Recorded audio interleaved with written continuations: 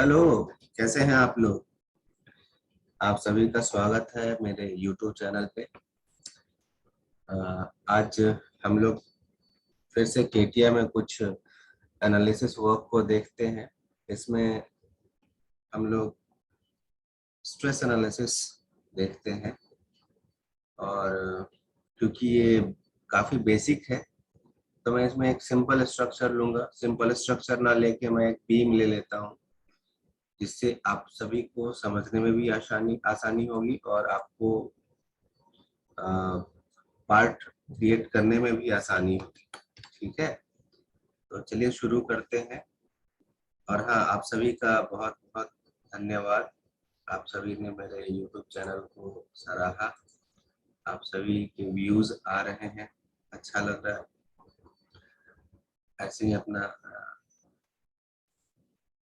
Support देते रहिए ताकि मैं कुछ और अच्छे वीडियोस और इंफॉर्मेशन और नॉलेज से फिल्ड वीडियोस आपके लिए लाता रहूं। ये मैं आपको सबसे बेसिक तरीके से बता रहा हूँ कि अगर मान लो आपको एक आई सेक्शन बनाना है, देयर आर लॉट्स ऑफ, मैं प्रोफाइल का यूज करके भी आई क्रिएट कर सकता हूँ।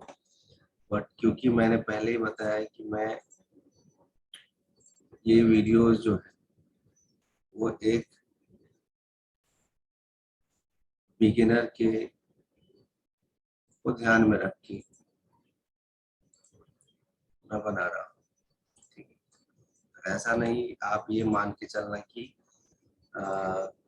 ये कैसे इन्होंने बनाया। ये एक आई सेक्शन है, ठीक है, बट मैं आपको एक डिफरेंट तरीके से आई सेक्शन बताना चाहता हूँ। ठीक है, तो इसको तो अभी मैं हटाता हूँ।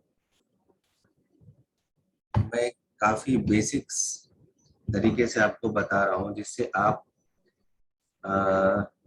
परफॉर्म करें और आपसे गलतियां कम से कम हो। जैसे मैंने इन सब का डायमेंशन भी हमें लेना है। ठीक है, तो इस सेक्शन का हमने डायमेंशन लिया। आप देख सकते हैं मैं लिख रहा हूँ।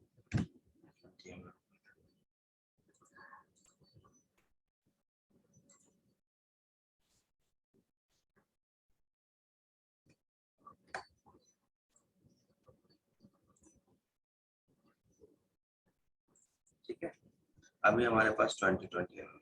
अभी मैं एक काम कर लेता हूँ, कुछ जो अनवांटेड चीज है वो मैं रिमूव कर देता हूँ ताकि आई सेक्शन लगे।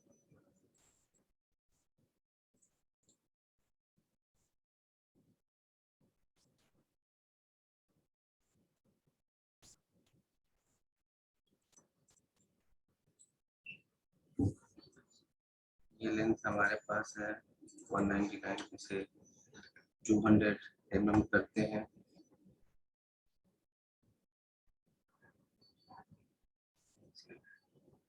ठीक है, 200 नहीं, इसको 500 करते हैं।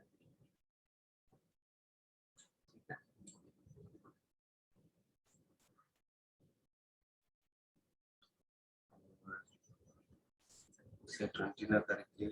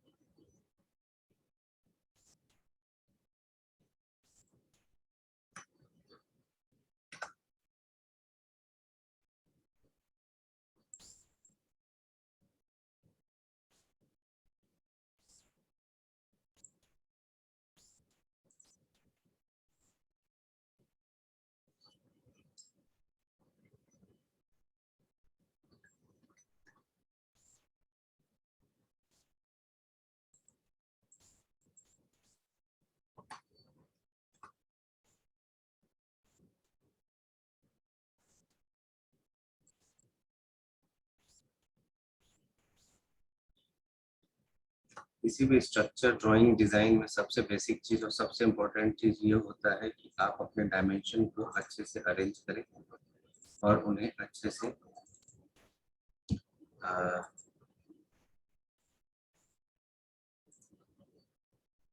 पुट करें। ठीक है, ये 157 है, इसे 150 कर देता हूँ।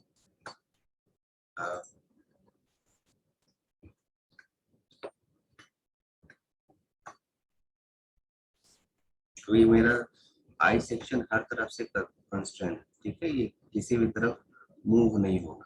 तो इस वीडियो से सबसे पहले तो आपने ये सीखा कि आपको एक कंस्ट्रेंट स्केच कैसे क्रिएट करना है। ठीक है, चीजें शुरू में आपको काफी ऐसा लगेगा कि अरे यार ये तो मुझे आता है, बट जो आता है आप उसमें मिस्टेक करते हो। ठीक है, अब इसमें मैं कुछ ऑपरेशंस, इसको तो मैं बाद में कर लूँगा। ठीक है, आप भी बाद में ही कर लेना। इसे मैं पैड करता हूँ।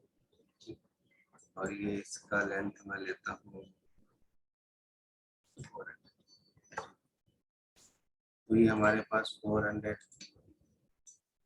mm, ये 400 इसकी लेंथ है, 400/200 ये हमारे पास एक आई सेक्शन। ठीक है,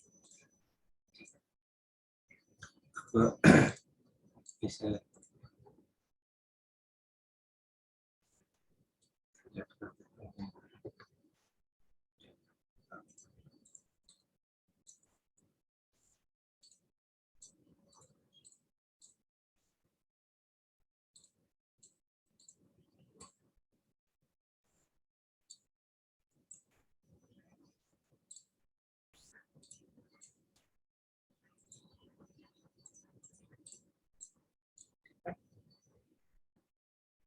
हमारे पास एक सेक्शन, फिर अब इसमें मैं मटेरियल, इसमें एक मैं माइल्ड स्टील देखता हूँ, आयरन है। ठीक,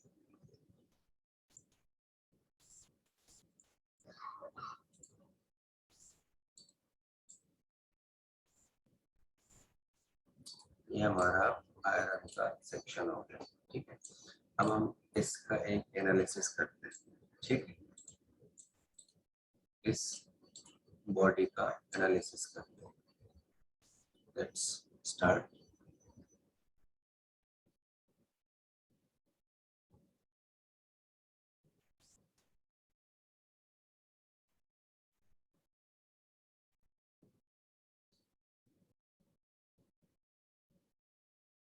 एनालिसिस करने के लिए अब हमारे पास काफी सारी चीजें हैं।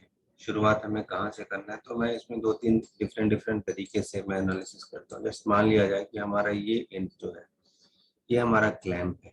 ठीक है, और ये एज ए कैंटिलीवर ऐसे वर्क करेगा। ठीक है, और इस पे हम लोड देते हैं तो हमारा क्या एनालिसिस होगा।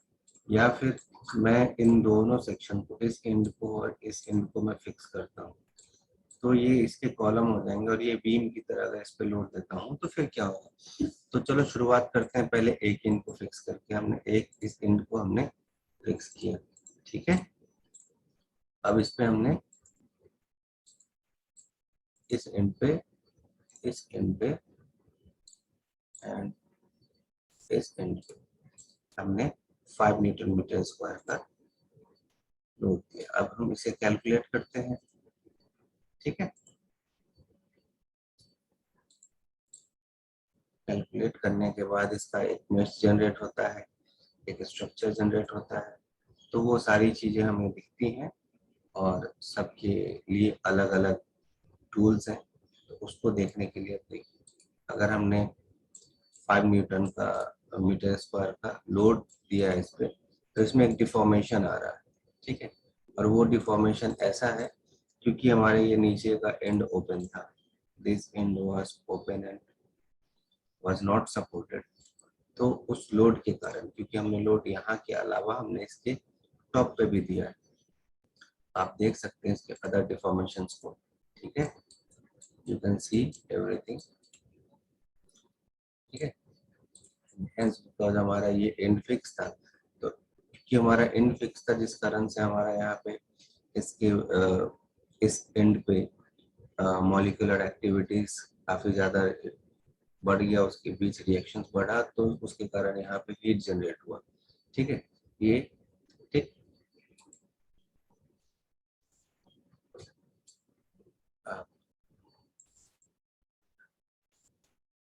देख सकते हैं ये अलग अलग चीजें।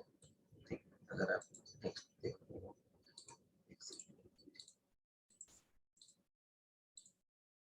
ठीक है। चलो हमने इसे यूज किया एंड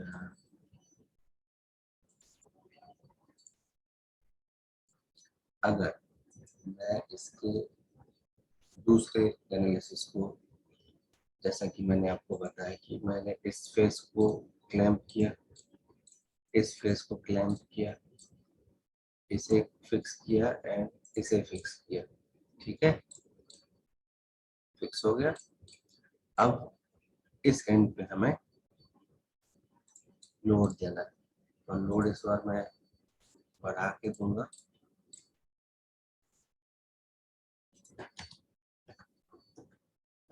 ठीक है, 50, okay, and now calculate these forces।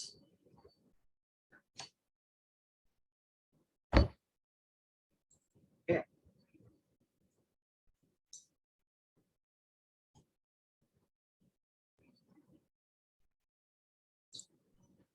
ये देखिए अब जो हमारा डिफॉर्मेशन हुआ, ठीक है, आप देख सकते हैं क्योंकि हमारे ये नीचे का सारा एंड फिक्स था, each and every end was fixed, so there is no deformation, such as no deformation। और हमने यहाँ पे लोड दिया बिकॉज ये इन दोनों के बीच कोई सपोर्ट नहीं था, ये ओपन था, ठीक है, इस कारण से इसमें एक कर्व का जनरेशन हुआ, यू कैन सी क्लियरली, आप देख सकते हैं इस तरीके का हमारा डिफॉर्मेशन होगा, ठीक है।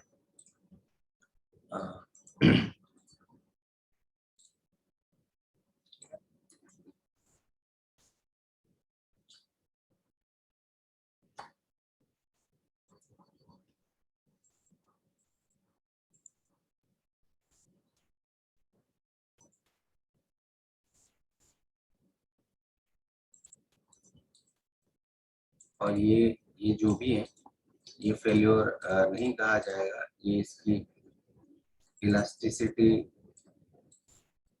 के कारण ये इस चीज को सस्टेन करेगा और ब्रेकिंग पॉइंट तक नहीं गया, ये चीज हमारा ब्रेक होगा नहीं। तो ये बेसिक्स था, इससे आगे भी है कि हम स्ट्रक्चरल एनालिसिस प्रॉपरली कैसे करते हैं, उसका रिपोर्ट कैसे जनरेट करते हैं, और उसमें जो भी हमारे स्ट्रेसेस है, स्ट्रेन है, प्रेशर है, फोर्स डिस्ट्रीब्यूशन है, उन सभी को कैसे मार्क करते हैं, ये सब मैं बताऊंगा। अभी ये बेसिक्स है, आप इसका प्रैक्टिस कीजिए, ठीक है। Thank you very much. और आपको अच्छा लगे तो आप हमारे वीडियोस को लाइक करते जाइए, कमेंट करते जाइए, शेयर कीजिए, कुछ लोग जो आपसे दूर हैं और जिन्हें ये सीखना है वो सीख सकें, और सब्सक्राइब करें। Thank you very much, thank you everyone.